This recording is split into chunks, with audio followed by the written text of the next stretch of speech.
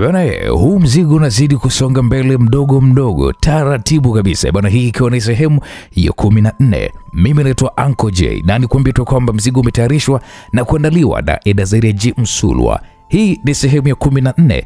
Karibu tupate kujua hasa kile kilichoweza kuendelea kwenye hii simulizi ya Power.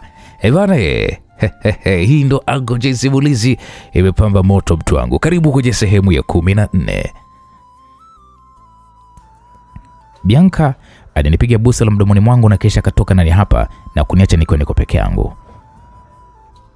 Ethan, nimekupa nafasi ya kufanya kama ulivyoniomba ufanye. Mwisho wake umeishia hospitalini. Naam, hapo jini Ethan alizungumza huku akiwa ameegemea mlango. Taratibu alianza kutembea na kisha akasimama pembeni yangu. Alinishika kifuni mwangu na mkono wake wa kushoto. Nilisikia ubaridi mkali sana na hali ya mwili wangu ikarudi kawaida kama siku zote. Nilikuwekea kaugonjwa haka kama mshtuko wa moyo, ili uweze kugundua kwamba mimi na wewe hatupo sawa. Na utambue, kutokea utoto hadi tunafikia hapa, ni mimi ambaye nimekupa nafasi ya nguvu kubwa katika jamii. Power uliokuwa unahitaji nimekupatia mimi. Hivyo siku nyingine Ethan, usijaribu kunijibu kwa akili zako za kibinadamu, kwa maana ninaweza kukupoteza duniani. Nadhani umenielewa. Ya, nimekuelewa. Wakirudi omba madaktari wakupime tena. Majibu yatatoka huna ugonjwa wa aina yoyote, na urudi nchini Tanzania ukaendelee na mapambano. Narudia kukwambia, vita ambayo unahisi uliifanya hapo nyuma, zile zilikuwa ni rasha tu. Sasa vita halisi ndio kama hiyo ambayo unakutana nayo. Macho kwa macho, mtutu kwa mtutu. Sijui umeelewa kile nilichokizungumza? Ya, nimekuelewa.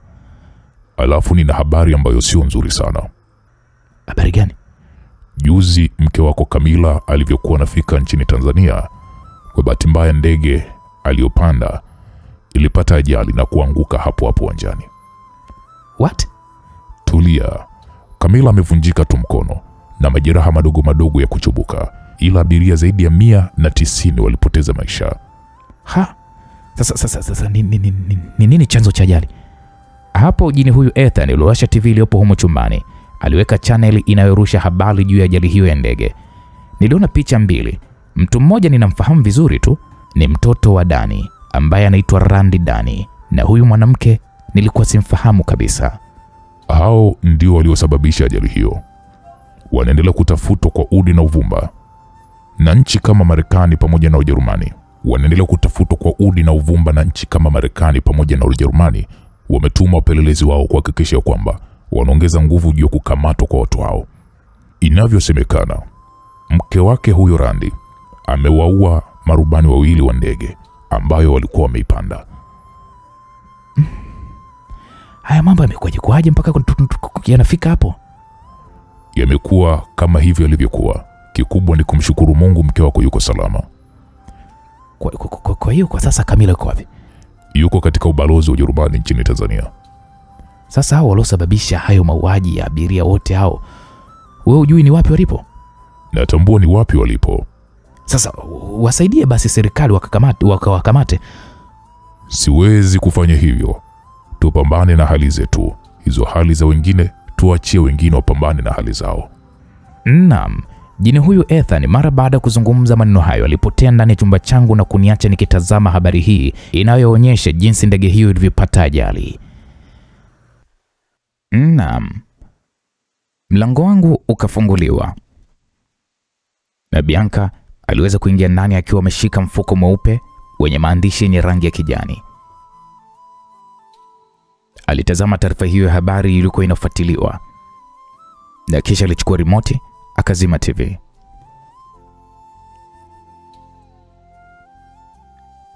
Bibi, mbona unazima sasa TV? Sio habari ya kutazama muda huu mume wangu. Nahitaji uweze kupata chakula kwa sasa. Okay. Ni vyema ukawasha bwana hiyo TV. Ethan, ninatambua kwamba unahitaji kuweza kufahamu mambo mengi sana yanayoendelea nchini Tanzania. Ila nakuomba kwanza utulie usije ukapata mshtuko wa moyo na ukasababisha matatizo mengi. Sina hilo tatizo la mshtuko wa moyo. Kivipi tena mume wangu? Nimekwambia sina tatizo tena la mshtuko wa moyo. Hao madaktari wako wamekosea vipimo vyao. Mume wangu, hebu acha hasira bwana. Ninachokuambia ni jambo la kweli na sio masuala ya hasira. Waite hao madaktari wako wanipime, alafu waone kama mimi na tatizo hilo la moyo. Mambo ya kutiana pressure za kipuzi mimi sipendi bwana. Mume wangu, yani ina maana kwamba uko serious? Ndio maana yake. Hapo Bianca kanitazama jinsi nilivyokuwa nimejawa na msisitizo. Akasogelea meza iliyopo karibu yangu na kisha akanyanyua pale mkonga wa simu hii ya mezani. Aliminya batani kadhaa na kisha iliweka sikioni mwake. Yes. VIP namba 2. Nahitaji madaktari wangu waje. Okay, nashukuru. Bianca alirudisha mkonga wa simu katika sehemu aliyokuwa ameitoa na kisha alinitazama mimi usoni mwangu. Ethan, hali yako imebadilika tofauti na pale nilipokuwa nimekuacha. Ndio imebadilika na nimerudi katika hali yangu ya kawaida. Nimekwambia kwamba mimi siumwi. Hapana Ethan, sio kwamba huumwi, sina maana hiyo. Ila naona kama vile kuna tatizo jingine jipya ambalo limejitokeza. Samahani, lakini kama nitakuwa ninakuudhi, naona kama akili zako kidogo zimekuruka.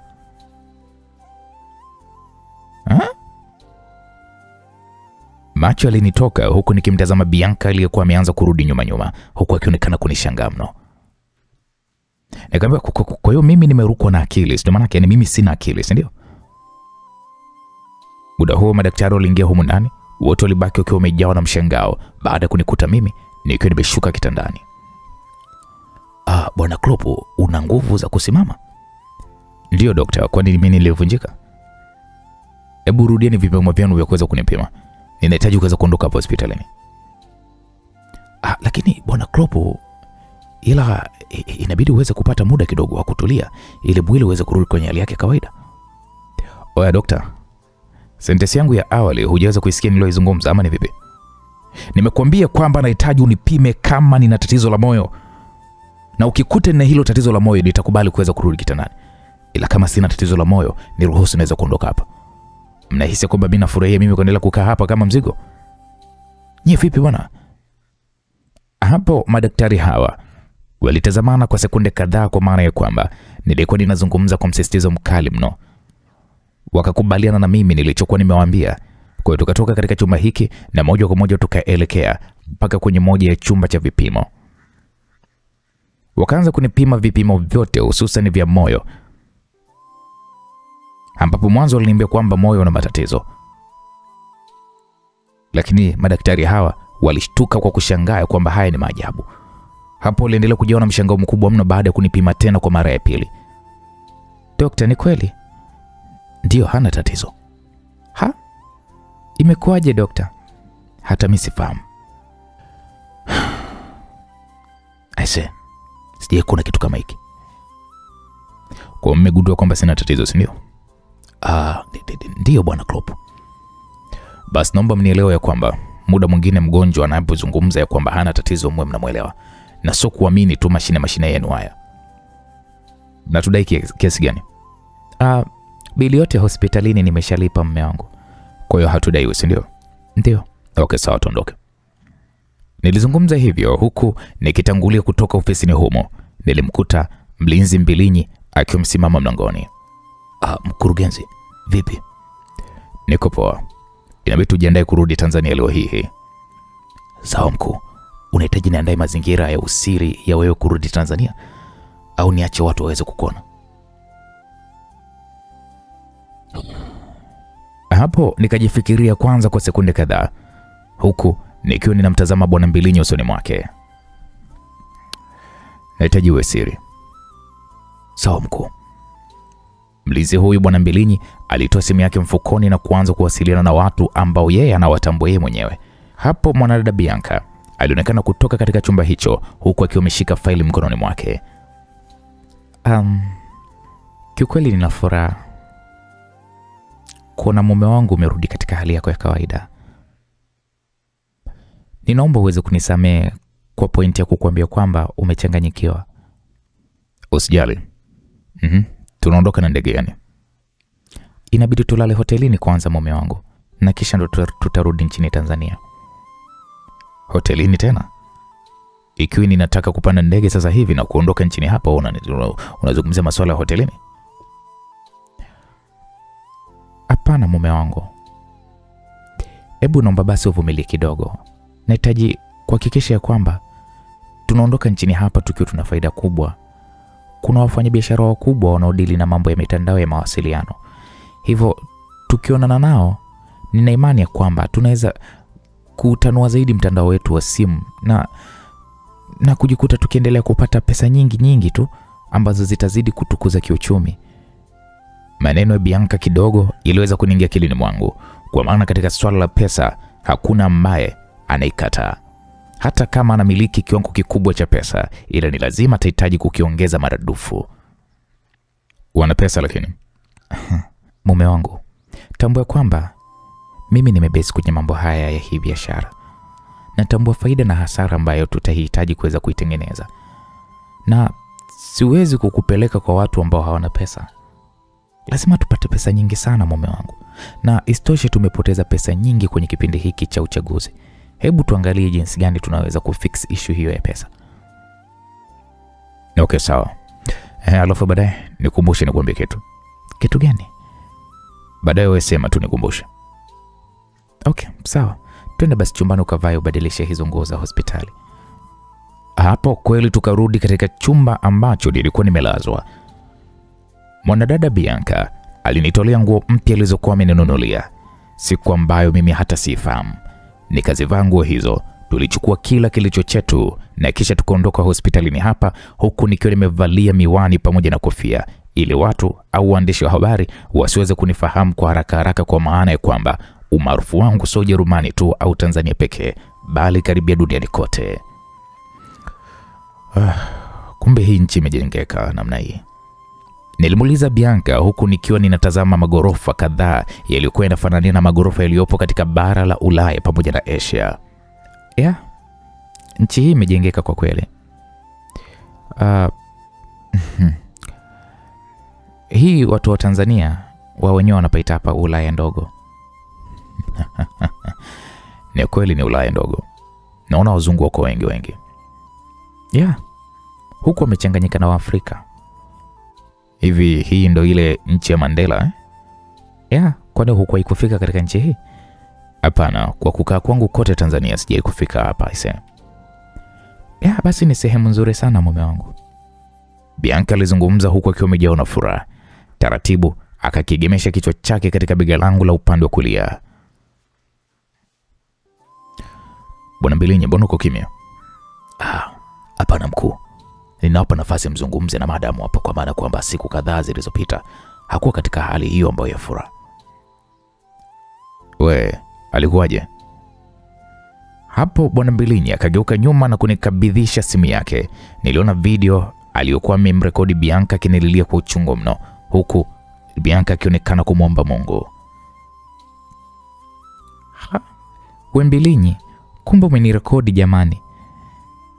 Nilifanya hivyo ili iwe kama ushuhuda kwa mkurugenzi hapo, na watu wengi kama wakihitaji kuweza kujua ni mateso gani ambayo uliyapitia kipindi mkurugenzi anaumwa.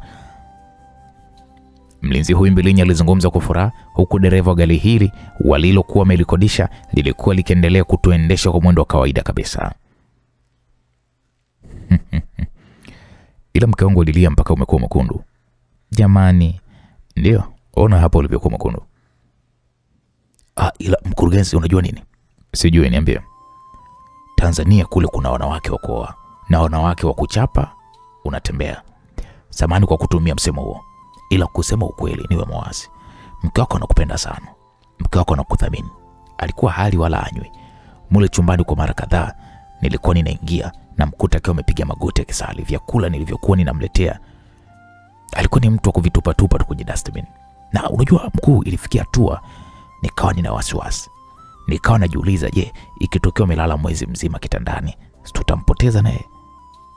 Maneno ya Bwana Mbilinyi alinifanya nimtazame Bianca usoni mwake.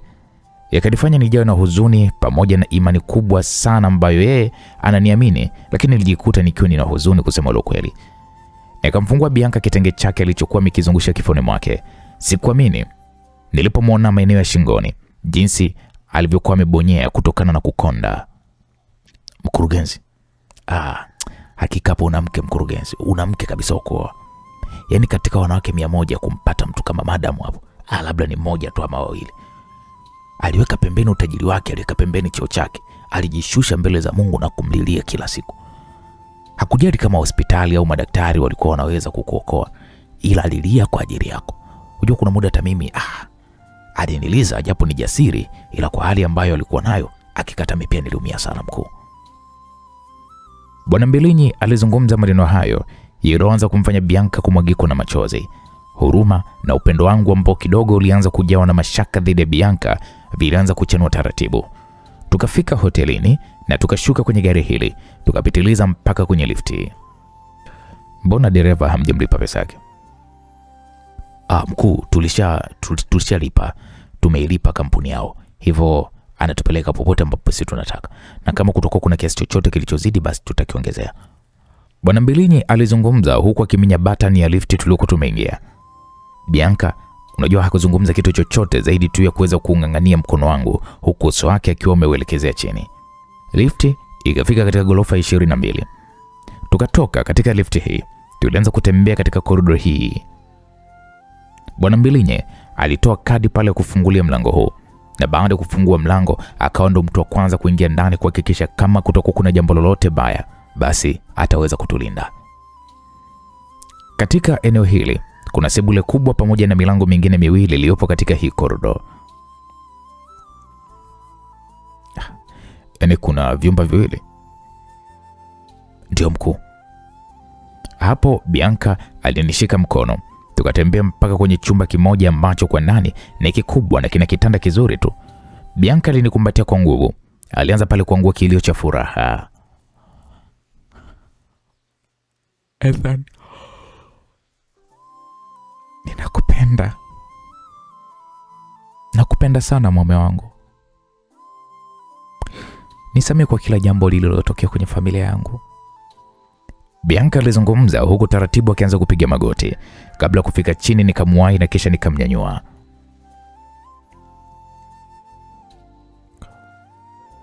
Unataka kufanya nini mke wangu? Hapo nilizungumza huku machozi yakinilenga-lenga, kwa maana ya kwamba unyenyekevu huu anaoendelea kuufanya Bianca kwangu, hakika hata uwe ni mwanaume wa aina gani, lazima utakuwa tu mpole kwake. Haya yote ameyataka babangu. Laiti ingekuwa sio basi haya yasingeweza kutokea. Ethan, moyo wangu ulizidi kujawa na uchungu sana pale nilipokuwa na kitandani. Nilitamani sana kukuamsha, japo ule na mimi, japo ucheke na mimi. Ila sikuweza kufanya hivyo. Niliumia mume wangu na niliteseka. Niliapa kufa pale tu utakapokufa. Ila Mungu wa mbinguni ametenda tena muujiza wake. Nakuomba sana mume wangu, isamehe familia yangu.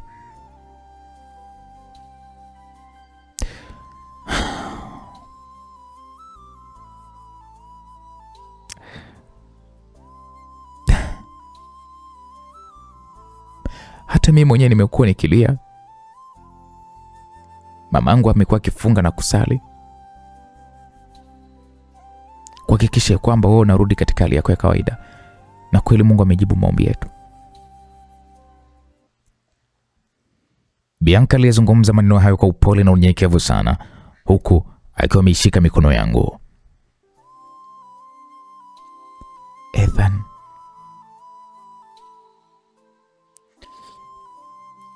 nimeamua maisha yangu kumkabidhi Mungu. Nimepitia maisha mengi mabaya nyuma. nimefanya vitu vibaya, vingine vikiwa kwa kupenda, huku vingine vikiwa kwa kufundishwa na babangu. Ila nilipiga goti mbele za Mungu na kumwomba msamaha. Nilipiga goti kuhakikisha kwamba Mungu ananisamehe yale yote niliyoweza kuyafanya. Na namshukuru Mungu amezidi kusikia kilio changu, na hata ule ugonjwa wako wa moyo nilupeleka mbele zake na akafanikiwa kuutoa. Hakika Mungu ni mkubwa. Na nakuomba sana mume wangu, naomba umkabidhi Mungu maisha yako tafadhali mume wangu. Bianca alizidi kunyenyekea huku mashavu yake yakiendelea kujawa na machozi. Ni sawa, nitamkabidhi maisha yangu, ila kwa sasa bado. Ethan, kwenye kumpa maisha yako Mungu hakuna kesho. Amua sasa mume wangu, tuende mbele za Mungu na tutubu dhambi zetu. Bianca, nimekwambia bado siwezi kuokoka kwa sasa. Nitamrudia Mungu mara tu baada ya kuhakikisha kwamba ninampokonya baba yako kila kitu alichoweza kukichukua kwenye maisha yangu. Na ni lazima alipe kwa vifo alivyoweza kuwafanya wazazi wangu kipindi mimi niko mtoto. Hapo msikilizaji, nilijikuta nikitoa siri ambayo Bianca toka anze mahusiano na mimi hakuwahi kuisikia wala kuhisi kwamba nyuma yangu kuna siri kubwa kama hiyo, ambayo endapo ataifafanua vizuri kichwani mwake lazima ataelewa kwamba mambo yote mabaya yaliyotokea kwenye familia yake mimi ndio chanzo kikubwa, na ndiye niliweza kupelekea familia hiyo kusambaratika kwa sasa. Alikuulia wazazi wako? Bianca aliuliza huku akiwa amejawa na mshangao mkubwa sana usoni mwake. Ndio, aliwapiga risasi wazazi wangu na niliwashuhudia kabisa akiwaangamiza. Siwezi kumsamehe kabisa baba yako. Bianca alibaki katika hali ya mshangao huku akionekana kutamani kuzungumza jambo fulani, ila alikuwa anashindwa kutokana na kigugumizi kikali kilichokuwa kimempata.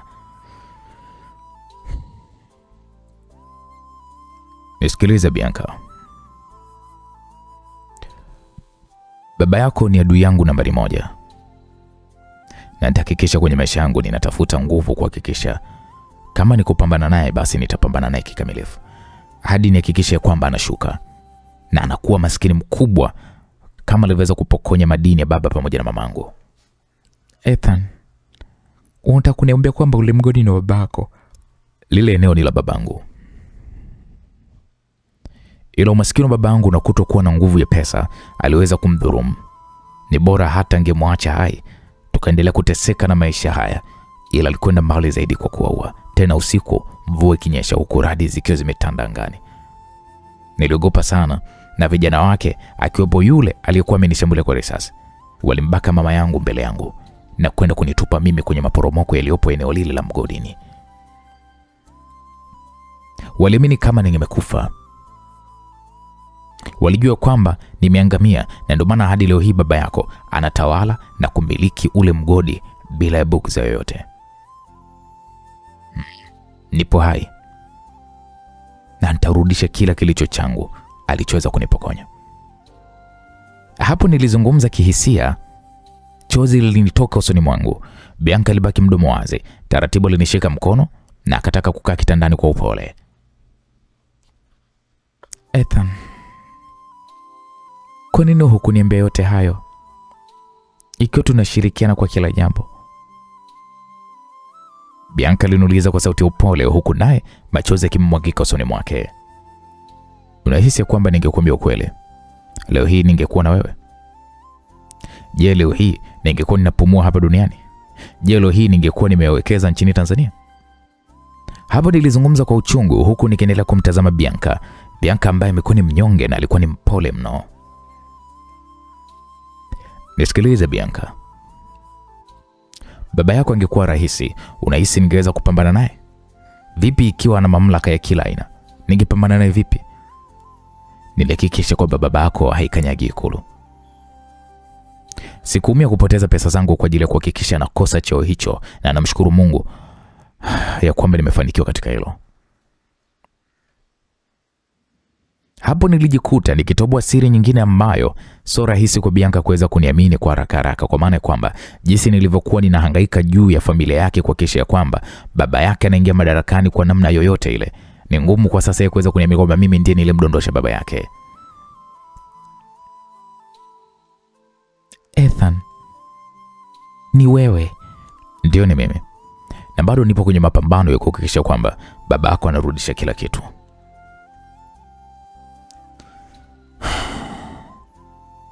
Bianca alichosha pumzi nyingi huku akiwa ananitazama usoni mwangu. Yaani siamini kwa hili. Siamini kwa hili la sasa. Kwa hili la sasa unaloniambia mume wangu, siamini. Naomba uniamini.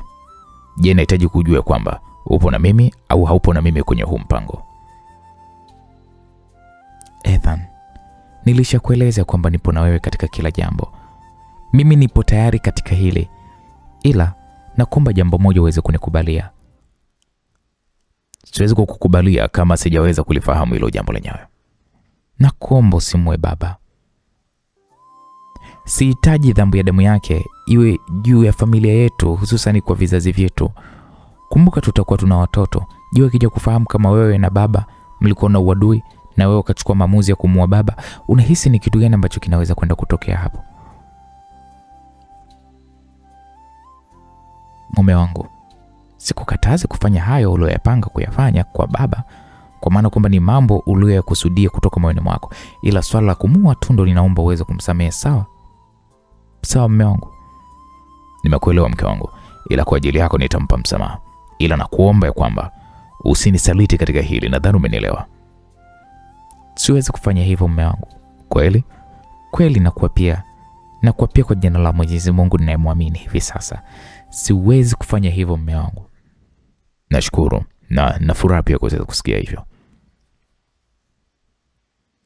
Bianca kanikumbatia kwa nguvu na kunifanya nianze kulisikilizia joto lake lililoanza kuweza kunyanyua hisia zangu za kimapenzi. Nikaanza kumshika Bianca sehemu mbalimbali za mwili wake, na ndipo taratibu Bianca naye akanishika mkono wangu na kusogeza pembeni. Mume wangu, nakuomba uweze kunivumilia. Bianca alizungumza kwa sauti ya upole iliyojaa unyenyekevu ndani yake. Yaani kwa nini? Nipo kwenye kipindi cha mfungo wa maombi kwa wiki nzima. Nakuomba sana uweze kunivumilia mume wangu. Usijali kuhusu hilo. Tafadhali mume wangu, sijakataa kukupa tendo la ndoa, ila nielewe tu kama nipo kwenye mfungo wa maombi juu ya familia yetu, kwa maana kwamba endapo asipotokea mtu kusimama kwa ajili ya maombi ya hii familia, hakika wote tutakwenda kuteketea. Okay, sawa mke wangu, nimekuelewa. Acha nikaoge. Haya, na wale wafanya biashara ngoja basi niwasiliane nao ili ikiwezekana tuonane nao kesho asubuhi kwenye hii hoteli. Okay, ni sawa pia. Nikanyanyuka kitandani nilipokuwa nimekaa na kisha nikaingia bafuni. Nilivua nguo zangu, nilisimama kwenye kioo kikubwa kilichomo humo ndani. Nikajitazama mwilini mwangu na kuona jinsi mwili ulivyokuwa umepungua kwa siku hizi kadhaa ambazo nilikuwa nimekaa hapo hospitalini. Nikaoga na kisha nikarudi chumbani, nikakuta pale Bianca akiwa ameshaniandalia pale nguo za kuvaa. Nikavaa na kutoka humo ndani. Nilikuta pale Bianca pamoja na Mbilinyi wakiwa kwa sebuleni wamekaa. Ndio mkurugenzi. Vipi, ulishazungumza na vijana wako? Ndio mkuu, na kila kitu kiko sawa. Mume wangu, nimepokea email moja kutoka kwa kocha wa timu ya Real Madrid Spain. Anaomba niweze kukuunganisha kwako. Amekujaje yani? Sijajua, ila ni email ambayo imeingia muda huu hapa. Chukua mwenyewe isome. Bianca alinikabidhi simu yake. Nilipitia email hii na kweli ilikuwa imetokea kwenye klabu kubwa ya mpira hapa duniani ya Real Madrid. Kwani huwezi kuzinakili hizo namba za simu na kisha wapigie nizungumze nao? Yaani unamaanisha sasa hivi? Ndio. Bianca akazinakili namba hizo na kisha kanikabidhi simu niweze kuzungumza na kocha huyo. Simu ilianza kuita na baada ya muda kidogo simu iliweza kupokelewa. Unazungumza na bwana Ethan Klopp. Nilizungumza hivyo kwa lugha ya Kifaransa. Oh, na shukuru kukufahamu bwana Klopp. Niliweza kupewa email ya mke wako, hivyo nilimtumia message ili tuweze kuwasiliana. Kocha huyo alizungumza kwa lugha ya Kifaransa. Nikamwambia okay sawa, nakusikiliza kocha. Mimi nahitaji kuweza kukusajili katika dirisha kubwa msimu ujao. Je, tunaweza tukafanya mazungumzo ya uso kwa uso? Tunaweza kuzungumza, na kwa sasa nipo nchini Afrika Kusini. Kama uko Afrika Kusini basi mimi nitapanda ndege binafsi na imani kesho nitakuwepo katika hiyo nchi. Okay sawa mheshimiwa, ukifika tawasiliana na mimi kwa namba hii hapa. Shukuru sana bwana Krop. Nami pia nashukuru. Hapo nilikata simu hii na kumkabidhi Bianca. Ethan, kumbe wewe Kifaransa unaweza kuongea vizuri? Naweza. Mfano mtu akikwambia bonjour maana yake ni kwamba anakuuliza umekula. Akikwambia bonjour vata maana yake ni kwamba usiku mwema. Lakini pia mtu akitaka kukuambia nakupenda, yani I love you kwa Kifaransa tunasema je veux que c'est. Hiyo ndo maana yake I love you. Kwa unataka kuanza kucheza mpira mume wangu? Souvent je fais kutuharisha. Ndo nini? Yani inamaanisha kwamba ndio natamani kucheza mpira, ila tu nikimaliza jambo moja, na imani ya kwamba utakuwa ni muda wangu mzuri sana mimi kuweza kucheza mpira. Mkurugenzi, nilifanikiwa kutazama klipu zako za miaka kadhaa iliyopita. Hakika uko vizuri sana. Shifikaha. Mkurugenzi, hadi mbona unaongelea Kifaransa? Shivuhua hihia. Ndo nini mkuu? Yani namaanisha nashukuru. Usiku wa siku ya leo tukaelekea katika mgahawa mkubwa uliopo ndani ya hii hoteli na kuanza kupata chakula cha usiku, huku tukiwa tuna watu waliojawa na furaha sana. Machozi na huzuni vilikuwa vimefutika kwa mke wangu. Mkurugenzi, naam. Unaonaje ukirudi nchini Tanzania? Mkafunga pingu za maisha na maadamu hapo. Huo ndo mpango wangu Mbilinyi. Ila kuna haya mambo ya mzee huyu. Nikishaimaliza basi nitafunga bonge moja la ndoa ambalo na imani kabisa nyinyi wote mtaweza kulifurahia. I say itakuwa ni baraka na furaha kwetu. Unajua Mungu amewabariki kila aina ya mali kwenye hii dunia mnayo. Ila na imani kwamba furaha yenu itakamilika pale tu mtakapopata mtoto. Hakika mimi na imani mtakuwa ni watu wenye furaha zaidi ya hii furaha mnayo hivi sasa. Mme wangu, unajua nachokizungumza Mbilinyi, ni kweli. Okay sawa, tutalifanyia kazi la mke wangu. Naam, tulipomaliza kupata chakula cha usiku, tuliondoka ndani hapa na kurudi chumbani na kisha kulala. Asubuhi na mapema tuliingia kwenye mkutano na wafanyabiashara wanaomiliki mitandao ya mawasiliano hapa nchini Afrika Kusini na kuanza kufanya nao mazungumzo ya kibiashara ambayo yakaishia kwa mapatano ya kushirikiana katika masuala ya kibiashara. Kazi nzuri mke wangu. Nashukuru mume wangu. Sikutarajia kama kikao kitaisha hivi. Umejitahidi kusema lo kweli. Asante. Na hapa kuna ofa nyingine ambayo nimeipata. Kutoka wapi? Katika kampuni moja ya watengenezaji wa simu. Unajua wanahitaji waweze kututengenezea simu zenye jina la kampuni yetu, na tutakuwa tunagawana nao asilimia tutakayoweza kukubaliana nayo katika mauzo yote. Hapo nilijikuta nikimkumbatia Bianca kwa furaha kubwa mno, huku moyoni mwangu nilikuwa nikitamani kumweleza siri ambayo hakuwahi kuijua kabisa kwenye maisha yake. Nisamehe mke wangu. Nikusamehe? Nikusamehe na nini? Hapo nilishusha pumzi huku nikimwachia taratibu. Nilitamani kumweleza ya kwamba yeye kwangu ni mke wa pili, na juhudi hizi zote anazozifanya yupo mwanamke mimi ninayempenda sana kuliko hata yeye.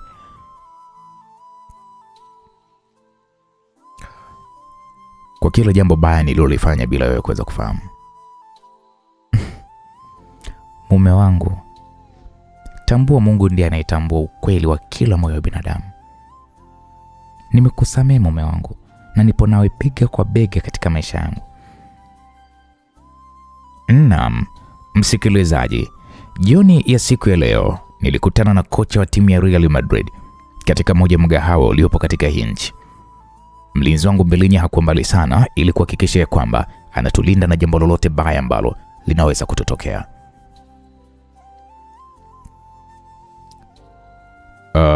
Coach, huyu ni mke wangu anaitwa Bianca. Nashukuru sana kukufahamu Bianca. Nilikuwa nakuona kwenye picha tu. Nashukuru kukujua na wewe kocha. Okay, sawa. Naweza nikapata muda sasa wa sisi wawili tuzungumze, ndio? Hakuna tatizo. Acha tu niwapishe.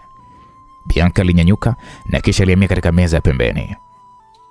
Sasa Bwana Ethan, acha niende kwenye pointi ya kukutana kwetu. Mimi nahitaji urudi kiwanjani. Nimekuwa nikikuona toka kwenye mipango yangu, toka kipindi kile ulipokuwa unashiriki yale mashindano ya shule. Una kitu ambacho wachezaji wengi hawana, na kitu hicho ni maalum sana. Hata ukikaa nje ya uwanja kwa miaka kadhaa, hakitaweza kupotea wala kushuka. Hivyo na kusikiliza wewe kama uko tayari kuwa miongoni mwa wachezaji katika kikosi changu. Hapo nilikaa kimya kwa sekunde huku nikiwa namtazama kocha huyo. Uliniambia unahitaji kuweza kunisajili katika kikosi chako kwa msimu ujao, ndio? Ndio. Ofa yenu iko vipi, kwa maana kwamba wewe katika timu yako una master wengi sana? Master, je, nitapata nafasi ya kucheza kweli? Ndio, nafasi ya kucheza lazima uipate Ethan. Na ndio maana mimi nikafunga safari kutoka Spain mpaka hapa Afrika Kusini kwa ajili yako. Okay, ni sawa, mimi nimekuelewa. Niko tayari, ila tu kwa masharti mawili au matatu hivi. Nasikiliza masharti yako. Nahitaji kuwa mchezaji anayelipwa pesa nyingi, mara 4 ya kiwango anacholipwa mchezaji anayeongoza kwa kipato hicho kwa sasa hapa duniani. Hilo halina shida, kwa maana kwamba hatujakusajili kutoka katika timu yote, basi tunaweza kufanikisha huo mshahara. Okay, sawa, lakini sharti la pili, endapo nitaitwa katika timu ya taifa ya Tanzania, nitahitaji niweze kushiriki kwa nguvu zangu zote. Hebu ngoja kwanza Ethan. Ina maana hutocheza timu ya taifa ya Ujerumani? Mimi ni Mtanzania na nitacheza timu ya taifa ya Tanzania. Sawa, hilo linawezekana. Jingine, sharti la tatu, ninahitaji mshahara wangu usihusiane na kodi ya aina yoyote ile katika nchi ya Spain. Kama ni kodi, basi mishahara hiyo ikatwe katika timu na sio mshahara wangu. Hilo linawezekana? Kama inawezekana, basi mimi niko tayari kuweza kujiunga na timu yako. Mimi na imani ninategemea mambo makubwa zaidi. Mimi nashukuru sana Bwana Ethan, na nina furaha kubwa sana. Hebu niandikie muda wote ule email, na kama inawezekana uweze kurudi uwanjani mapema kabisa kwa maandalizi. Wala hata usijali. Tukamaliza mazungumzo haya na huyu kocha, na kisha tukaagana na kuondoka katika mgahawa huu na kurudi hotelini. Mume wangu, inabidi uanze mazoezi ya mpira. Unajua mpira unahitaji maandalizi. Tukirudi nchini Tanzania nahitaji kuweza kununua eneo ambalo nitajenga kiwanja kikubwa cha mpira ambacho timu nitakayoanzisha basi inaweza kwenda kufanya mazoezi. Okay, ni sawa, ni wazo zuri pia mume wangu. Mimi nitakuunga mkono. Naam, msikilizaji, siku za kukaa nchini hapa Afrika Kusini zikaisha.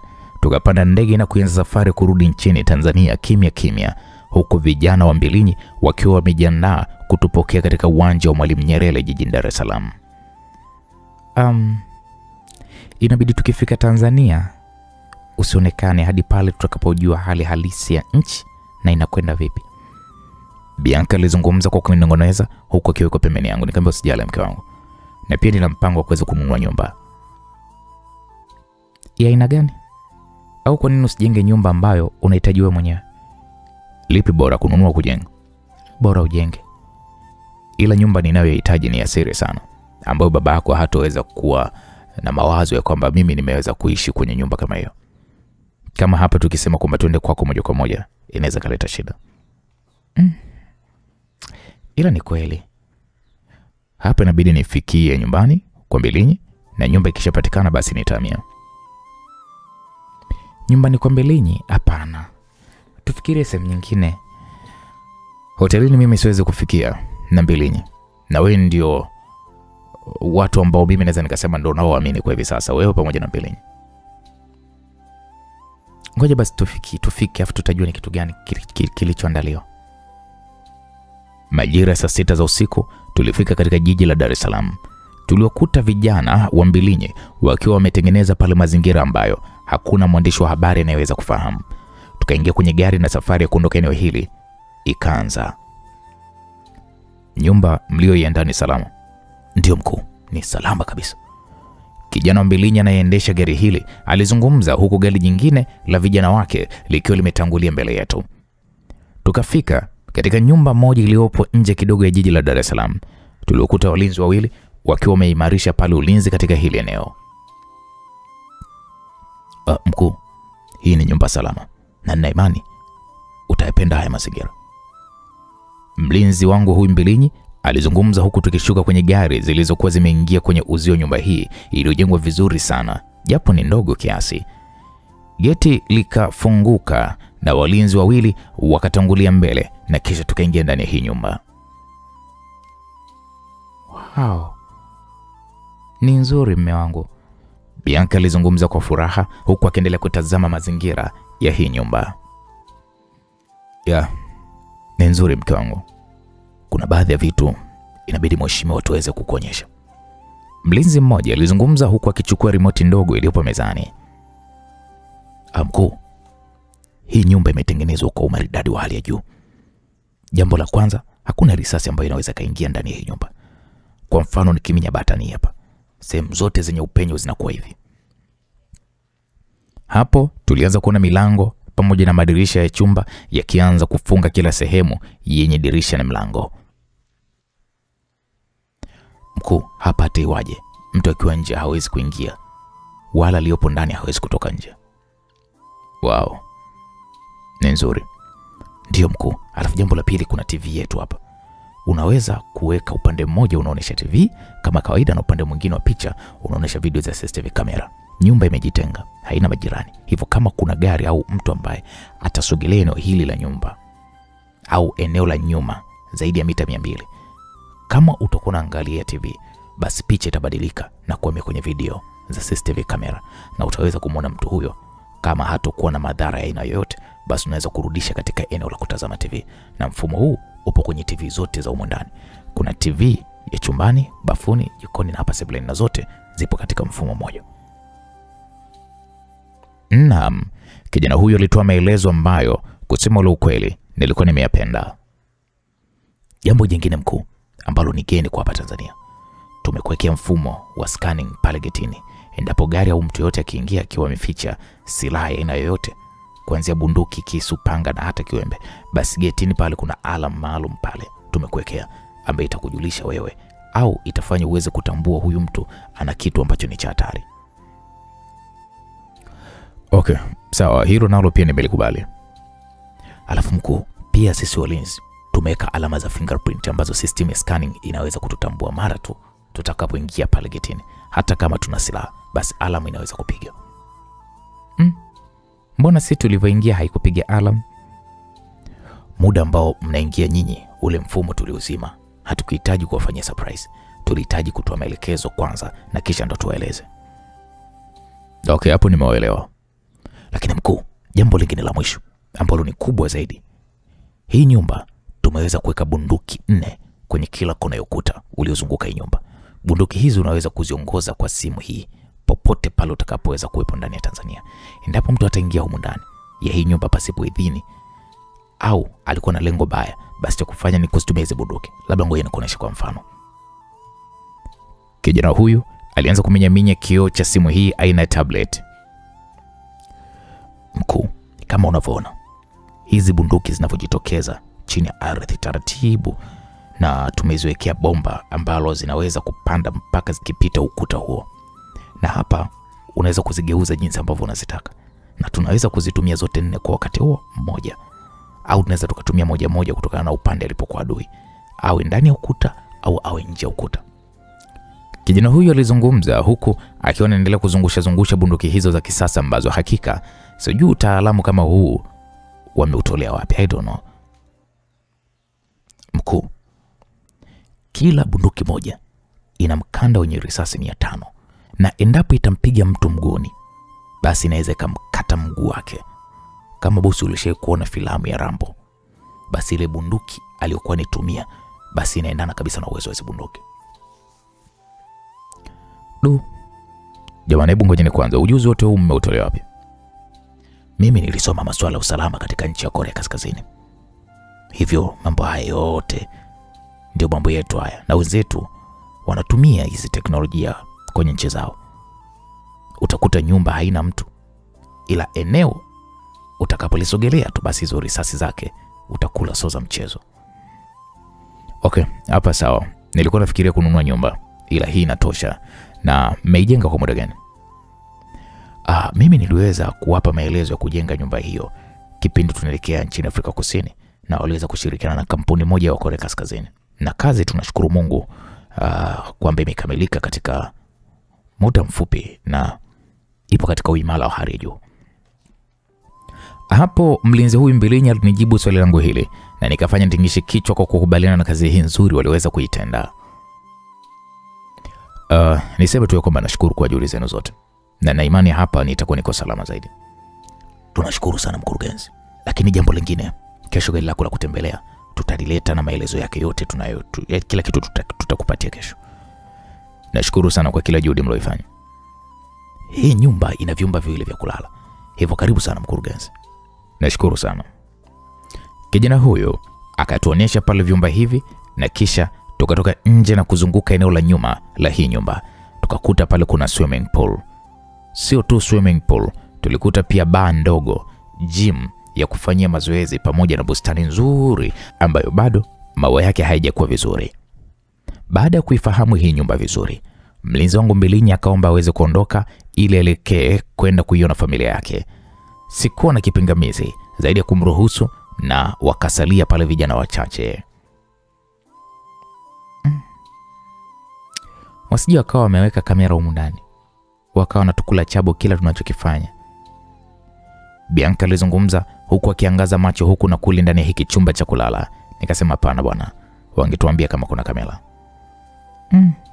Sio kwa utaalamu huu walioweza kutuwekea mume wangu. Siku hii ikapita salama salimini, na siku iliyofuatia alfajiri na mapema mlinzi wangu Mbilinyi alifika nyumbani hapa huku akiwa na bahasha mkononi mwake. Mkurugenzi, tunaweza tukazungumza? Ndio. Tukakaa sebuleni na Mbilinyi huku tukiwa tumemwacha Bianca akiwa anaandaa kifungua kinywa. Bwana mkuu, nimeweza kupata picha za mmoja wa vijana wa Mzee Mkumbo ambaye alifanya shambulizi, na tumefahamu ni wapi anapoishi hapa Dar es Salaam. Mlinzi wangu huyu Mbilinyi alizungumza huku akinikabidhi bahasha hiyo. Nilitoa picha kadhaa na kuanza kumtazama jamaa huyu ambaye sura yake ninaikumbuka vizuri tu. Ni mtu wa karibu sana na Mzee Paul Mkumbo. Lakini pia habari za kijasusi tulizozipata hivi sasa, Mzee Mkumbo yupo nchini Morocco. Amekwenda kufanya nini? Bado sijaweza kupata habari kamili, ila nitazidi kukufahamisha. Huyu kijana wake ndiye anaweza kutufahamisha ni nini alichokwenda kukifanya huko, huyo bosi wake. Kwa hiyo mkuu, nahitaji tumshughulikie kwa mfumo gani? Nahitaji kwanza tumteke, tumpeleke sehemu ambayo mimi pia nitafika, na baada ya mahojiano nitahakikisha kwamba namuua kwa mkono wangu mimi mwenyewe. Sawa Mbilinyi? Mbilinyi akanijibu kwa ishara huku akiwa anatazama mlangoni. Tukamwona pale Bianca akitutazama kwa macho yaliyokuwa yamejaa mshangao, kwani katika siku zote amekuwa ni mtu ambaye ananisisitiza kwamba nisije nikafanya mauaji kwa mtu yeyote, hata baba yake mzazi. Tayari alishamwombea msamaha wa kifo, hata kama amefanya mambo mengi maovu juu yangu, lakini alimwombea msamaha baba yake. Sasa aliposikia kwamba mimi naanza kutekeleza ahadi za kuua watu, hili likamfanya bwana huyu bidada macho yamtoke. Samani Ethan, tunaweza tukazungumza? Bianca alizungumza kwa sauti ya upole na yenye unyenyekevu. Nilimtazama Mbilinyi na kisha nikasimama. Tuliingia chumbani kwetu. Mume wangu, ni nani tena unataka kumuua? Hapo nilishusha pumzi huku nikimtazama Bianca usoni mwake. Mtu aliyenishambulia naamini kwamba unamfahamu. Ndio, Ila kwa nini mume wangu siwaache wakina Mbilinyi wakafanya kazi yao kuliko wewe ukafanya hiyo kazi? Kumbuka kwamba hiyo damu ambayo unataka kuifanya ya huyo binadamu hakika itawafuatilia kizazi chetu chote. Hebu mume wangu, na kuomba uweze kunisikiliza. Na kusikiliza sana tu mke wangu, ila kumbuka yule mtu alihitaji kuweza kunitoa roho. Lakini alitumwa mume wangu. Sikatai wewe kuweza kulipiza kisasi kwake, ila kumbuka kwamba ukiua ni damu ya mtu. Hebu chukulia mfano wewe. Ulishuhudia wazazi wako wakiuawa hadi leo hii hujasahau, na unamkaribia baba yangu katika kumteketeza. Je, kama huyo jamaa akiwa na watoto wake na wakaamua kufuatilia juu ya kifo cha baba yao na wakabaini kwamba ni wewe ndiye uliweza kuangamiza, unahisi kwamba ni kitu gani ambacho kitakwenda kujitokeza? Acha Mbilinyi na vijana wake wafanye kazi. Kuwa mtu kutoa maagizo, ila usihitaji mikono yako kuingia damu chafu ambayo itakuja kutufuatilia, yani itakuja kututafuna kizazi na kizazi mume wangu. Bianca alizungumza huku akishika mikono yangu na machozi akaendelea kummwagika usoni mwake. Nimekuelewa mke wangu, sitafanya hivyo. Bianca alinikumbatia kwa nguvu huku akilia kwa sauti ya chini. Vipi, umemaliza kwenda kifungua kinywa? Ndio. Tuendelee basi, kisha nitatoka na Mbilinyi. Unataka kwenda wapi mume wangu? Kuna mambo nakwenda kuweza kuishughulikia, ila nakuahidi kwamba sitomuua mtu huyu kwa mikono yangu. Okay. Sawa mume wangu. Nashukuru kwa kuweza kusikia hivyo. Okay, sawa. Hapo nikarudi sebleni. Bianca alienda kifungua kinywa. Tulipata pale kifungua kinywa sote watatu. Mbilinyi. Ndio madam. Na kuamini mume wangu anatoka. Naomba arudi akiwa salama. Usijali madam, hilo ni jukumu langu kuhakikisha kwamba anakuwa salama. Nashukuru kusikia hivyo, na pia nakuomba mikono yake isiingie damu ya binadamu tafadhali. Na kuomba kama mama ambaye anatarajia kuona familia bora, unakumbuka na shida gani ambazo niliweza kupitia kule hospitalini? Nimekuelewa madam. Naomba tukiwa mazingira nyumbani uniite Mrs. Klopp au jina langu Bianca. Wewe ni kaka yetu, umetupita kiumri, hivyo uangalizi wako kwenye maisha yetu pia ni muhimu. Nimekuelewa. Nilimaliza kula na kuelekea chumbani. Bianca aliniendelea nguo za kuvaa ambazo tulizikuta tayari zimeshanunuliwa na vijana wa Mbilinyi. Hii suti imekupendeza mume wangu. Kweli? Ndio. Unaonekana poa sana. Ila nakuomba uwe makini sana mume wangu. Usijali, niko makini. Sawa. Nikampigia pale busu Bianca kwa sekunde kadhaa na kisha nikatoka humo ndani. Hani, nilikuwa nimesahau kitu kimoja. Kitu gani? Kuna daktari wangu wa matatizo ya kina mama, nahitaji aweze kufika hapa nyumbani. Sijui unaweza kuniruhusu akaja? Sio mbea ambaye anaweza katoa siri ya sisi ni wapi tulipo. Hapana, sio mbea kabisa. Okay basi mwalike, ila pia uelekeze hao walinzi hapo nje. Yasijayo mabunduki yakaja kama bure daktari watu. Sawa mume wangu. Shifi khafsaha. Ndo nini? Yani, nawe sasa ndo Kifaransa ujui? Asije kuelewa. Nimemaanisha nakupenda. No. Kifaransa ukitaka kusema nakupenda ni bonjour. Na unajibu bonjour ce soir. Yani maana yake unanipenda pia. Oh, basi nimekosea kidogo. Bonjour mume wangu. Bonjour fekete. Okay, take care. Okay, don't worry. Bianca alitusindikiza hadi nje. Tuliingia kwenye gari, mimi na Mbilinyi, na kisha tukaondoka hili eneo.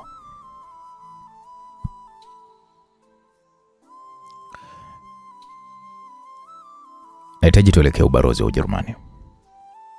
Mkuu, kuona nini tena huko? Hapo nilikaa kimya huku nikimtazama Mbilinyi usoni mwake. Nisikilize Mbilinyi. Najua kwa sasa umekuwa ni kama kakangu. Kuna siri ambayo sijawahi kumweleza mke wangu. Na kila nikijaribu kutafuta nafasi ya kumweleza, najikuta nashindwa kabisa na jinsi, yani sielewi, na sasa hivi alivyobadilika basi najikuta kabisa nikiwa nikumnyonge sana. Siri gani mkuu? ila sitohitaji umweleze Bianca. Natambua ataumia sana. Siwezi kufanya hivyo, yani siwezi kufanya jambo lolote kinyume na matakwa yako mkuu. Mimi nina mchumba nayempenda sana. Nilikuwa naye toka tulipokuwa shule msingi hadi nikafika ukubwa huu, bado niko naye. Ni mwanamke wa Kijerumani na babake ni rais wa Ujerumani. Ila kwa miaka kadhaa babu yake ndo alikuwa ni rais wa nchi hiyo. Sasa alikuja nchini Tanzania kwa lengo la kunijulia hali. Hii yote ni kutokana na lile tatizo la shambulizi. Liliweza kumfikia hadi baba yake. Sasa kipindi anakuja huku, ndege aliyoweza kuipanda ndio ile iliyoweza kupata ajali. Sijui anasema kuna magaidi ndio wamesababisha hiyo ajali, I don't know. Ya, mkuu, ni kweli. Na bado kuna msako wa kuwatafuta magaidi. Okay, sawa, tuachane na hao. Yeye alinusurika kuwa hai na yuko kwenye ubalozi wa Ujerumani nchini hapa Tanzania. Nashindwa kufanya maamuzi sahihi. Yapi ni yapi, yupi ni yupi? Yani sielewi niwe na nani nimwache. Wewe umeweza kuona jinsi Bianca alivyopambana na kuhakikisha kwamba mimi ninakuwa niko salama. Huyu ananipenda na ninampenda kutoka tukiwa tuko utotoni. Hebu naomba nishauri kitu hapo. Mkurugenzi, au ni mtihani mkubwa sana, ila pia ni ngumu kiasi. Ila kabla sijakushauri mkurugenzi, je, una upendo wote ule na Bianca? Ameanza kuniingia moyoni. Mwanzoni nilikuwa simpende, ila kwa sasa nampenda. Inamaanisha kwamba unampenda? Ndio, ila sio sana kama jinsi ninavyompenda huyu wa zamani wa Ujerumani. Mimi nilimtumia Bianca kama daraja la kuniweka karibu na baba yake, ili niweze kulipiza kisasi changu taratibu kwa baba yake, kwani mzee yule ndiye alihusika kwenye vifo vya wazazi wangu.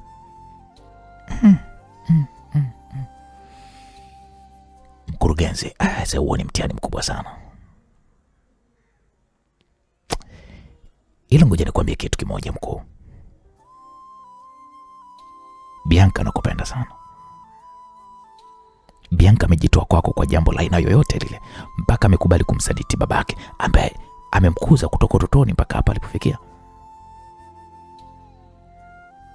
Jaribu kumpa nafasi kwenye maisha yako. Yale mawazo ya kumtumia kama daraja kwa sasa hebu yafute. Mchukulie ni mke wako sasa. Katika Biblia unajua kuna ule msemo, mtu atawaacha baba na mama yake na yataungana na wewe na kuwa mwili mmoja. Ameacha wazazi wake kwa ajili yako. Jaribu kumpatia nafasi bwana. Sawa mkuu. Huyo mwingine sijajua mna historia gani ya maisha yenu. Ile mjaribu kupima katika kipimo cha kujali. Kwani sifa kuwa mwanamke ni lazima kujali kwa kila jambo. Tatizo lako alichukulia ni tatizo lake. Ila kama ni mwanamke ambaye anasubiria matokeo chanya tu, basi tambua kwamba ukipata matokeo hasi anaweza kukuacha peke yako. Sijui hapo umenielewa mkurugenzi? Ya, nimekuelewa. Nashukuru kwa kunielewa. Ila mimi nakuomba usimuumize Bianca. Nakusisitiza tena na tena. Hutopata mwanamke kama yeye katika kizazi hiki cha haleluya. Hapo nilijikuta nikitabasamu tu. Tulifika katika geti la ofisi za ubalozi wa Ujerumani. Gari letu likakaguliwa huku mlinzi Mbilinyi akiombwa kitambulisho na wanajeshi hao wa Ujerumani wanaolinda hili geti. Hey, mister. Na wewe tunaomba kitambulisho chako. Mwanajeshi huyu alizungumza huku akiwa anatazama usoni mwangu. Nikasema samani, nimekuja kumwona Kamila mke wangu. Mwanajeshi yule alinitazama na kisha akawaruhusu wenzake wafungue geti hili na taratibu tulianza kuingia humu ndani. Jamaa wanakufahamu? Ninahisi wananifahamu na ndio maana imekuwa ni rahisi kwa wao kuweza kuniruhusu mimi kuingia. Okay, sawa.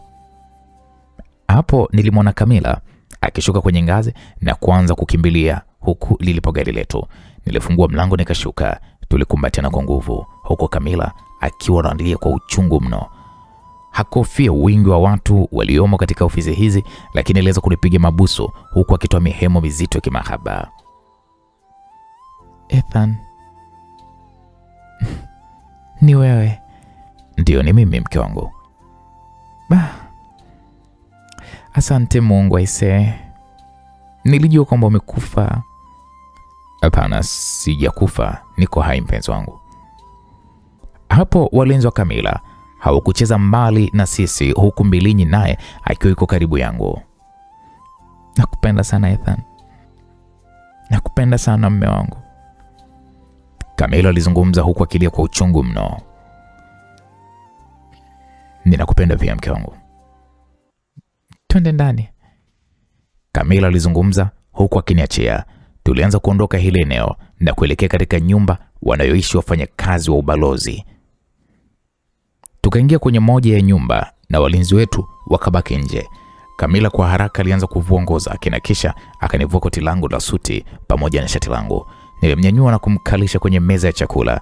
Nikafungua zipi yangu na kumtoa askari wangu ambaye tayari alikuwa yuko imara kabisa kwa kuweza kupambana na huu mtanange. Taratibu askari wangu akaanza huu mtanange. Kamila alianza kutoa vilio ambavyo siku zote huwa vinanipa hamasa ya kuzidi kuhakikisha kabisa na ifanya show vyema kabisa. Basi tukamaliza show yetu mzunguko wa kwanza mimi na Kamila, huku sote tukiwa tumejawa na furaha. Asante mume wangu. Nilikukumbuka kwa kweli. Hata mimi pia. Hapo tukaingia bafuni kwa pamoja. Hatukuwa na mazungumzo mengi na tukajikuta tu tukiendelea na mzunguko wa pili ambao ukatuchukua kama dakika 50 mpaka kuweza kumalizika. Niambie mume wangu, ni kina nani walihitaji kukua? Kamila, unajua ni historia ndefu kidogo, ila yule ambaye alinulia wazazi wangu ndio yuko nyuma ya shambulizi hilo. Sasa inakuaje mume wangu? Au unahitaji nikupe msaada? Hapana mke wangu, nimeshapanga vijana wangu na nitahakikisha kwamba kila jambo linakwenda kabla ya msimu ujao wa ligi ya Spain kuweza kuanza. Kila kitu kinakwisha ni vizuri. Unataka tena kurudi uwanjani mume wangu?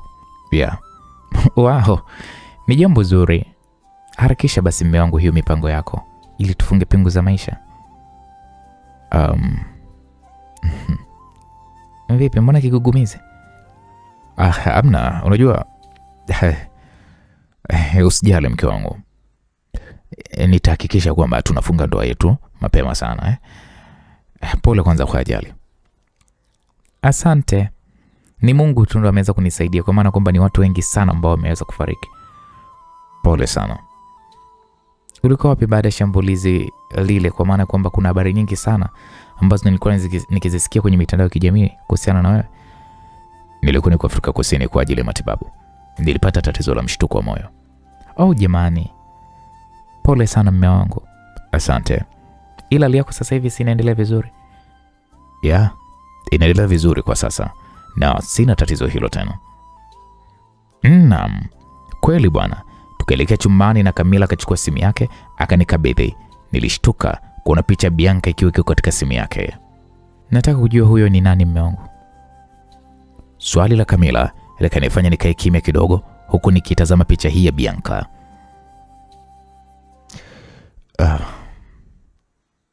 Ni mtu wangu wa karibu. Una mahusiano naye kimapenzi? Hapo nilinyanyua uso wangu taratibu na kumtazama Kamila usoni mwake. Uzuri wa Kamila ananifahamu vizuri sana, hata kama nikisema nimwongopee katika hili, ila macho yangu ataweza kuyasoma na kujua kwamba ninachokizungumza ni uongo. Una mahusiano naye? Kamila alizungumza kwa sauti ya msisitizo kidogo huku akikunja mikono yake vizuri na kunikazia macho. Yeah. Ethan, unauenda wazimu kichwani mwako Kamila alizungumza kwa hasira huku akinisogelea sehemu nilipokuwa nimekaa. Alinishika mabega yangu akaninyanyua kwa nguvu huku akihema kwa hasira kubwa mno. Kwa nini unanidanganya Ethan? Kwa nini? Miaka yote hiyo najitunza, ninawakataa wanaume wa kila aina, wa kila sifa, nikiamini kabisa kwamba mimi na mwanaume wa maisha yangu, alafu unanisaliti. Kamila alizungumza huku akiendelea kufoka kwa hasira. Alinitandika kofi la shavu la kulia na kunifanya nijihisi nyota. Kamila alijaribu kunipiga kofi jingine. Niliwahi kumshika mkono wake na kisha nikaushusha chini kwa nguvu. Nisikilize Kamila. Huyu mwanamke mimi ninamtumia tu kama mpango wangu katika kukamilisha mambo yangu. Namtumia huyu binti kwa ajili ya kuweza kumwangamiza baba yake. Ni hivyo tu Ndio. Unahisi mimi ni mjinga kiasi hicho Nisikilize. Nipo katika kazi yangu. Na usihitaji kuweza kuniribia kile nilichokuwa nimekianzisha na kutumia nguvu nyingi sana mpaka kufika hapa nilipoweza kufika. Kisingizio ni kisasi. Na unakwenda kugawa penzi langu kwa mwanamke mwingine, sio manake? Ninarudia kusema kwamba nipo kazini. Okay, sawa. Vaa nguo zako na ondoke huko. Toka. Kamila alizungumza kwa msisitizo huku akinikazia macho. Sikutaka kuendelea kujibizana naye. Nilivaa suti yangu vizuri na kisha nikamgeukia sehemu alipokuwa amesimama. Nisikilize. Endapo utaiona sura yangu tena kwenye maisha yako, usirudie kunyanyua huo mkono wako wa kipumbavu kuweza kunigusa kwenye shavu langu. Nitakuvuruga, nitakuvunja na sitojali dunia itanitazama vipi. Nadhani umenielewa. Naam. Baada ya mimi kuzungumza maneno haya, nilitoka humo chumbani. Na ikiwa ninakaribia mlango wa sebuleni, nilisikia sauti ya Kamila akiniita kwa nyuma. Nilisimama kwa sekunde kadhaa na kisha nikageuka kumtazama. Mimi mwisho leo, Kamila alizungumza huku machozi yakimwagika machoni mwake. Kwa hasira nikatoka ndani hapa. Niliubamiza mlango huu kwa nguvu mpaka walinzi walishtuka. Nilianza kutembea huku mlinzi wangu Mbilinyi akinifuata kwa nyuma. Nikawaacha walinzi wa Kamila katika hali ya sitofahamu. Mkurugenzi, kuna nini kilichotokea? Mbilinyi aliniuliza huku akiongeza mwendo wa kutembea. Sikumjibu kitu chochote. Tulifika na kisha tukaingia ndani ya gari. Machozi ya hasira yalianza kunitiririka usoni mwangu. Taratibu Mbilinyi akarudisha gari nyuma na kisha akaliweka sawa. Akaanza kuelekea getini.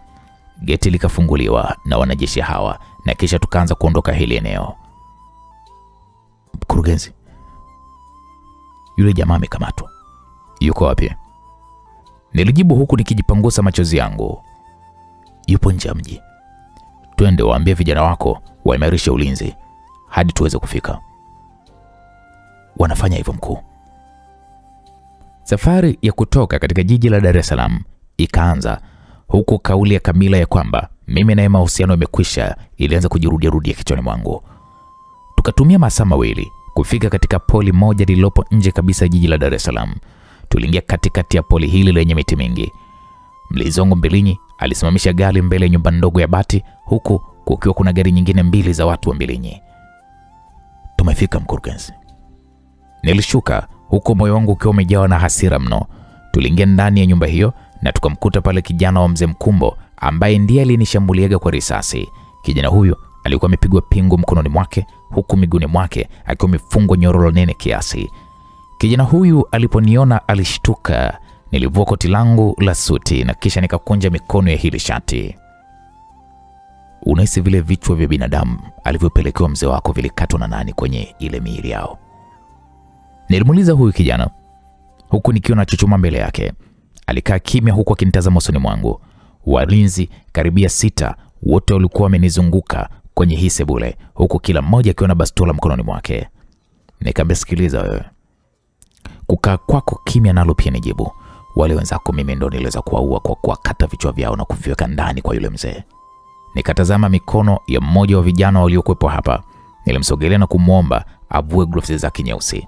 Akanikabidhi na kisha nikazivaa gloves nyeusi. Nikavua shati langu nikabaki na kaush, huku nikiwa nasogea pembeni ya moja ya kona iliyopo hapa sebuleni.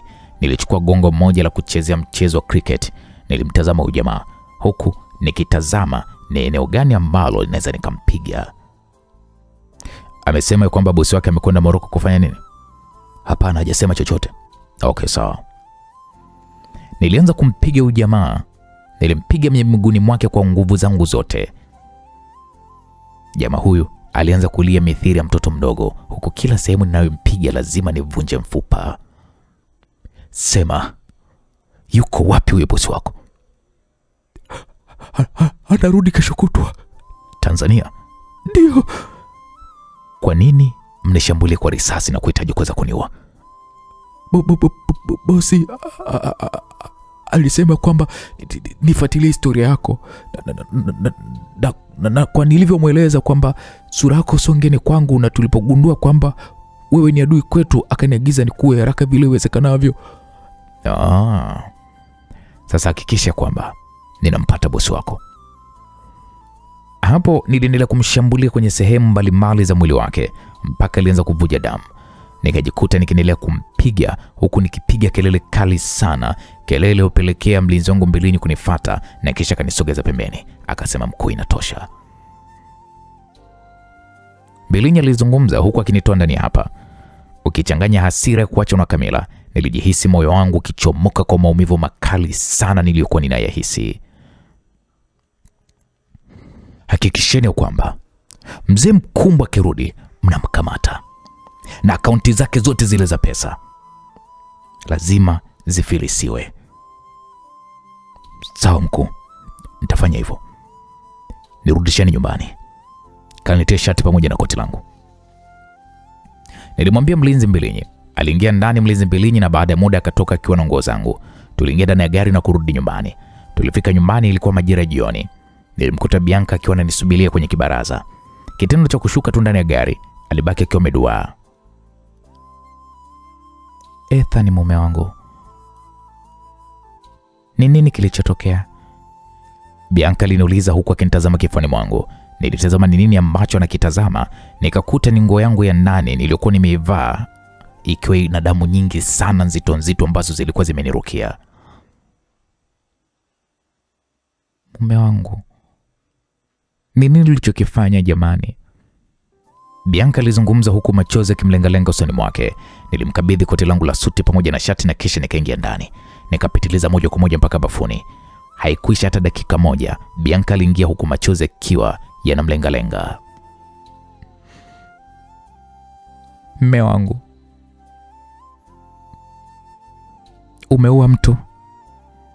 Hapana. Umempiga mtu? Ndio. Kwa nini lakini mume wangu umefanya hivyo? Nilihitaji kufanya hivyo ili niweze kujua ni wapi alipo baba yako. Hapo nilizungumza kwa ukali kidogo na userious huku nikimtazama Bianca usoni mwake. Baba yako atanifanya nizidi kumwaga damu hadi pale nitakapoweza kumkamata. Ethan, nakupenda mume wangu. Usiendelee kumwaga damu za watu. Uniamini nini ambacho nakihitaji kwa babangu mimi nitakifanya. Bianca aliongea kwa upole na unyenyekevu mkubwa mno. Nilimtazama Bianca usoni mwake kwa macho makali yaliyotawaliwa na hasira. Unazifahamu akaunti ngapi za baba yako? 6. Unafahamu namba zake za siri? Ndio. Unafahamu ni wapi anapotunza nyaraka za umiliki wa mabiashara yake yote halali? Ndio. Nazihitaji hizo nyaraka leo hii. Sawa. Nipo tayari kwenda kuzichukua, ila niahidi kwamba hutomuumiza mtu mwingine. Sawa. Sitomuumiza mtu yoyote. Najiandaa kwenda kuzichukua. Bianca alitoka bafuni hapa na nikasikia akifungwa mlango wa kabati la nguo. Nikatoka bafuni humu pasipo kuoga. Nilimkuta akivalia nguo zake pasipo kunisemesha kitu chochote. Mbilinyi atakupeleka? Hapana, nitakwenda mwenyewe. Hakikisha kwamba unarudi kwa salama. Sawa mume wangu. Bianca alizungumza kwa uchungu kiasi. Alinisogelea, akanibusu shavuni mwangu na kisha akatoka humo ndani. Nilimfuata kwa nyuma. Mbilinyi, naomba fungue gari lako. Hapo mlinzi huyu Mbilinyi akanitazama usoni mwangu. Nikampa ishara ya macho ya kwamba amkabidhi tu funguo. Bianca akakabidhi funguo na kisha tukatoka nje kwa pamoja. Hakikisha unakuwa kwa makini. Sawa.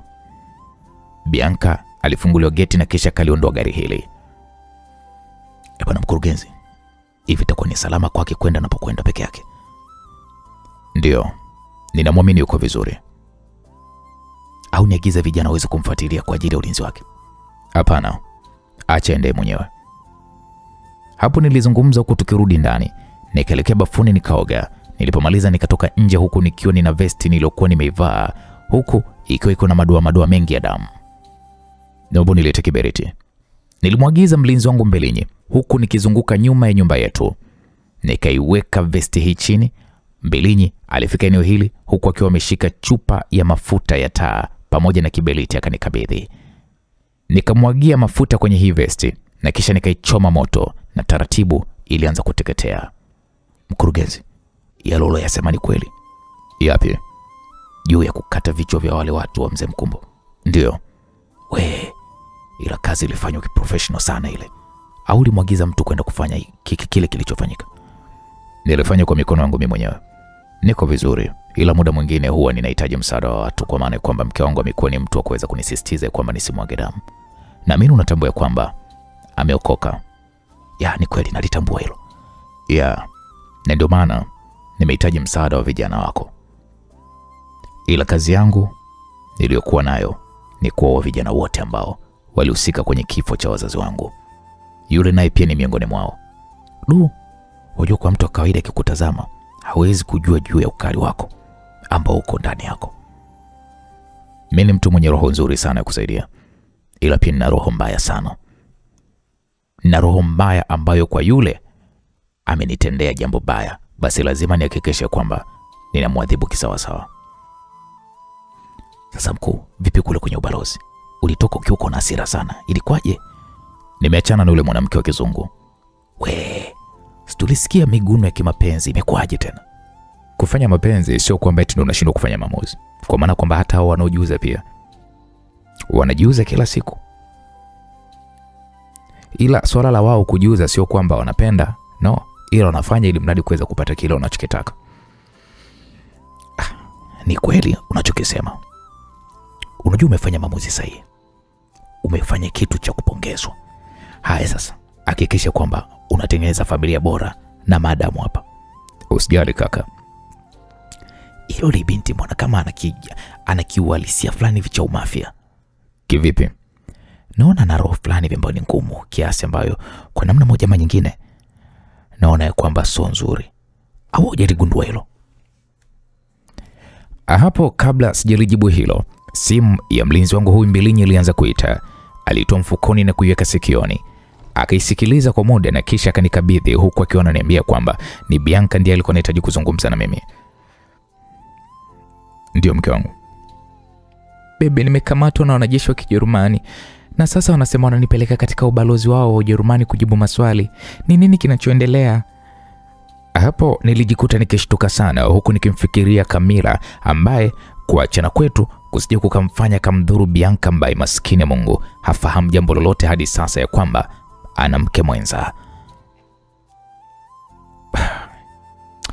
Mungu wangu. Hebu nisikilize, fanya hivi. Mpigie yule la PC na umweleze adhma ya hao wanajeshi kuweza kukukamata. Mimi najiandaa na Mbilinyi hapa, tunakuja huko, sawa mke wangu?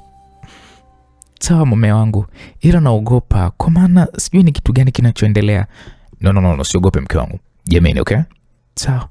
Tena waambie kwamba huwezi kuzungumzia jambo lolote hadi pale mwanasheria wako atakapoweza kufika. Sawa mume wangu. Hapo nilikata simu huku sote mimi na mlinzi wangu Mbilinyi tukiwa katika hali tata ya sitofahamu. Kuna kijana wako yeyote aliyopo karibu kimpigia simu anaweza kukuletea gari? Ndio. Tena wapo njiani wanakuja hapa. Sasa wapigie na uharakishe waweze kufika hapa haraka iwezekanavyo. Nilizungumza huku nikimkabidhi Mbilinyi simu yake na kisha nikaingia ndani kwangu. Nilibadilisha nguo na kuvalia suti nyingine, kisha nikatoka nje na kuwakuta vijana wa Mbilinyi wakiwa wamefika. Tukaingia katika gari moja mimi na Mbilinyi, huku gari nyingine la vijana wake likiwa linafuata kwa nyuma. Tukaianza safari ya kuelekea katika ubalozi wa Ujerumani, kwa maana ya kwamba ninaamini ya kwamba huu mpango sio wa balozi bali ni mpango wa Kamila. Hebu naomba simu yako. Mbilinyi alinikabidhi simu yake.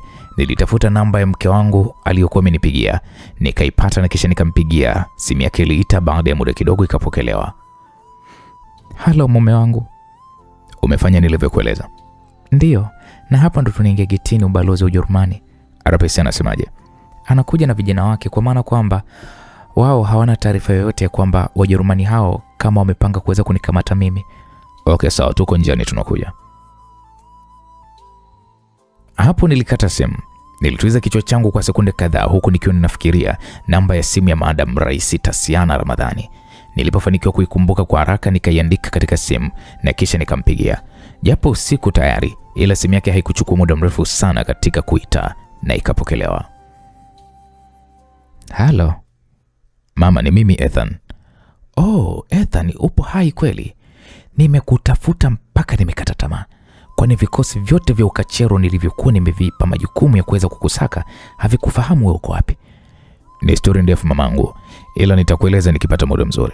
Hapa ninaelekea ubalozi wa Ujerumani. Wamemkamata mpenzi wangu kwa mahojiano. Ninaomba unipatie msaada wa kuweza kuwasiliana na balozi haraka iwezekanavyo. Ha? Wamemkamata kwa kosa gani? Hakuna kosa mama. Ni story tu ndefu, ila nisaidie kufanya hivyo kwa maana ya kwamba ni wanajeshi ndio waliweza kuagizwa kumkamata. Aise, wametoa wapi mamlaka hayo na ujasiri wa aina hiyo kukamata raia wangu ndani ya nchi yangu? Ndio hapo mama, nakuomba sana unaweza kunisaidia katika hili.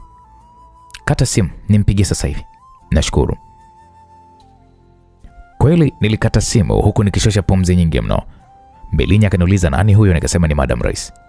Ha, huyu Tasiana? Nikasema ndio. Wewe kumbe unafahamiana naye sana? Nikasema sana tu, na mimi ndiye niliweza kumuingiza madarakani. We, nikamwambia ndio. Nilimsaidia. Sasa ni wakati wewe kuweza kunisaidia mimi. Naam, hazikupita hata dakika 10, simu ikaita na nikaipokea kwa maana kwamba ni namba ya Madam Rais. Ndio mama.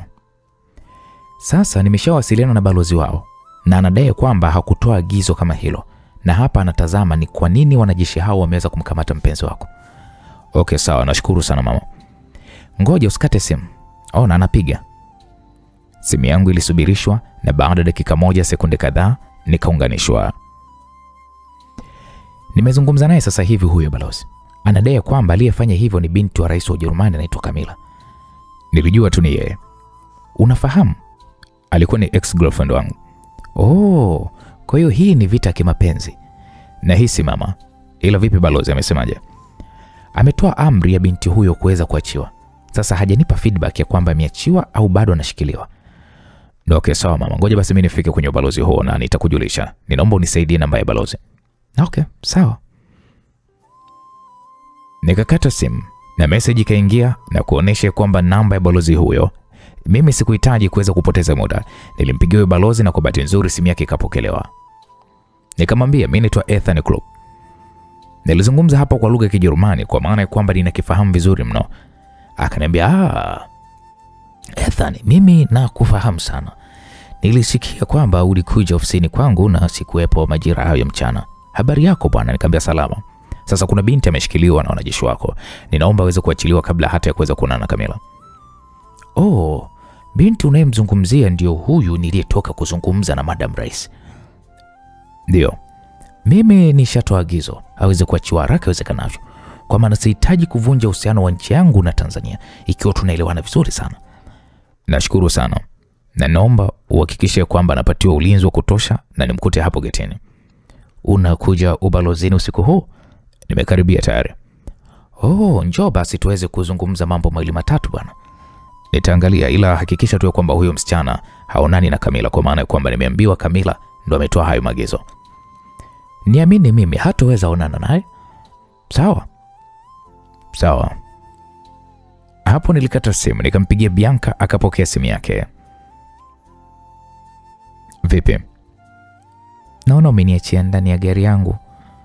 Wanazungumza tu hapa nje hata sielewi. Wamekupiga? Hapana. Wamekueleza ni nani ambaye anakuita? Hapana. Baki ndani ya gari na watakuletea ulinzi hapo nje ya geti lao, sawa? Haya, mume wangu, ila ni kitu gani kinachoendelea kwani? Tutazungumza nyumbani Bianca. Hapo nikakata simu na baada ya dakika 5 tukafika getini hapa na kukuta gari analoendesha Bianca likiwa liko getini, huku kukiwa kuna wanajeshi kama 6 wenye bunduki wakiwa wamelizunguka. Gari zetu zikasimama katika hili eneo na kuwafanya wanajeshi hao kuanza kuziandaa silaha zao. Vijana wangu nao wakashuka kwenye gari la nyuma, wakachoma bastola zao, wakawaelekezea wanajeshi hao wa Ujerumani. Mkurugenzi, usishuke kwenye gari. Mbona kama hii hali sio shwari? Mbelinya alizungumza huku akiendelea kutazama wanajeshi hawa walioonyeshana silaha na vijana wangu. Gari 2 za polisi wa Tanzania zilisimama nyuma yetu na polisi kadhaa wakashuka huku wakiwa wameongozana na RPC Kimaro. Waambie vijana wako waweke silaha zao chini. Wamchukue Bianca wampeleke nyumbani. Mimi na wewe tutabaki hapa. Sawa mkurugenzi. Nikafungua mkanda wa seti yangu nikashuka kwenye gari. Vijana wa Mbilinyi wakashusha silaha zao chini na kuwafanya wanajeshi hao kushusha nao silaha zao chini. Bianca alishuka kwenye gari kwa kasi na kunilaki mithili ya mfalme aliyetoka vitani. Alinikumbatia kwa nguvu sana huku nikisikilizia jinsi mapigo yake moyo yalivyokuwa na mwenda kasi. Mume wangu, naogopa. Usijali, kila jambo liko sawa. Vijana wa Mbilinyi watakupeleka nyumbani. Mimi nitabaki hapo kuhakikisha kwamba ninaweka mambo haya sawa. Nadhani umenielewa. Ndio, nimekuelewa mume wangu. Bianca alinibusu mdomoni mwangu. Nilitupia jicho eneo la getini kwa ndani nikamwona Camilla akiwa amesimama kwenye moja ya mti huku amevalia nguo ya mazoezi. Tukatazama kwa sekunde kadhaa na kisha nikayahamisha macho yangu usoni mwa Bianca. Sikiliza. Nenda nyumbani mke wangu. Mimi nakuja sawa. Sawa hani, lakini naomba uwe makini. Na okay, poa, usijali. Hapo vijana wa Mbilinyi wakaondoka na Bianca katika hili eneo na kutuacha sisi pamoja na polisi wa Tanzania na hawa wanajeshi wa Ujerumani. Ethani, nimepokea simu kutoka kwa IGP. Ameniagiza ni kuimarishia ulinzi, hiyo ni amri. Pia kutoka kwa Madam Rais. RPC Kimalo alizungumza kwa sauti ya upole na unyenyekevu. Nikamwambia sawa. Nisubiri ni hapa. Ninaingia ndani na kijana wangu na mazungumzo na balozi. Okay, sawa. Wanajeshi hawa wakatufungulia geti na kuingia ndani. Na ikasindikizwa moja kwa moja mpaka katika ofisi ya balozi wa Ujerumani. Na bahati nzuri ni mtu ninayemfahamu, kwani ni miongoni mwa watu wa karibu sana na familia ya Camilla. Nikasalimiana naye balozi huyu na alinikaribisha niweze kukaa kwenye sofa zilizomo katika hili eneo. Baada ya dakika kama 4 hivi, Camilla aliingia ndani humo huku akiwa ni mnyonge sana na akakaa katika sofa ambalo linatufanya mimi naye tutazamane. Ethani. Ndio mzee. Camilla. Ndio mjomba. Ninyi nyote mimi nawafahamu toka mkiwa wadogo sana. Wewe ninafahamu toka huko tumboni mwa dada yangu. Ethani, na wewe nakufahamu toka mzee Klopp alipokuleta Ujerumani ukiwa bado ni mdogo sana, tena sana.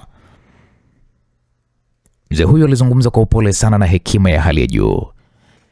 Sasa mimi sizungumzi hapa kama balozi wa Ujerumani. Ninazungumza kama baba, kama mjomba au kama mlezi wenu. Mtu wa pekee. Alikuwa mapenzi yenu hayaungi mkono, alikuwa ni babu yako Camilla. Yote ni kutokana na ukali wake na matakwa yake. Alihitaji uolewe na mjukuu wa rafiki yake wa karibu, ila ilishindikana. Ila watu wote tuliosalia katika familia na karibia Ujerumani nzima tuliweza kuwapenda na kufurahia juu ya penzi lenu, na watu wengi sana walitamani kuona siku moja mnafunga ndoa na mngeingia kwenye baadhi ya vitabu vya historia kwamba ndio mahusiano iliyodumu kwa muda mrefu sana toka utotoni hadi huko mbeleni ambapo Mungu angeweza kujalia kuweza kufika. Sasa kabla sijakwenda mbali, Camilla, futa ile post yako kwenye Twitter. Imeleta taharuki, imeleta maswali mengi sana, na napokea simu kutoka kwa wazazi wako. Wanauliza ulichokiandika ni kweli au ni la, na wanakupigia simu hupokei. Sio tabia nzuri wala malezi ambayo wazazi wako walikupatia.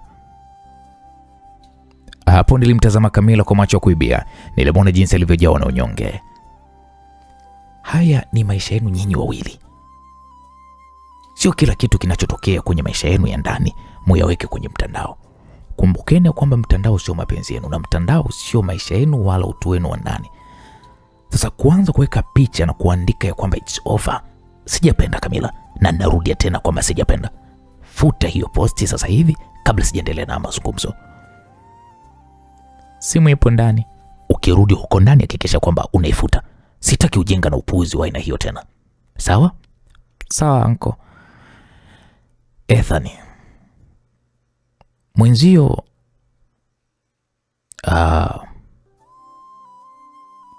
naweza nikasema amejitosa kwa kipindi kirefu sana cha maisha yake. Ametoka nchini Ujerumani na kuja hapa Tanzania kwa ajili yako wewe tu. Na nimeshuhudia kila alichoniambia kwenye CCTV kamera za pale getini ukimbusu huyu msichana ambaye alikamatwa. Hii imenithibitishia kwamba yule ni mwanamke wako na mnapendana sana. Kwa nini umeamua kumuumiza moyo mjomba wangu? amekusubiria kwa kipindi chote cha maisha yake. Na mimi ni mshuhuda mzuri katika hili. Watu wengi wanamsumbua mjomba wangu. Ila kwa nini aliamua kukuchagua wewe na kuacha wengine wote hao? Au kuna siku ulishawahi kumfumania na mwanaume mwingine na hadi uamue kuweza kulipiza kisasi kwake cha kuona mwanamke mwingine? Swali la balozi huyu likanifanya kwanza nizidi kukaa kimya, huku nikiwa nimekiinamisha kichwa changu chini. Ukimya wako unadhihirisha kwamba ni sio kweli. Sasa cha kufanya ni kwamba mrudiane sasa hivi. Nyanyuka ukakae pale kwa mwenzio. Niwapige picha tena mkiwa mko katika pose la kimapenzi.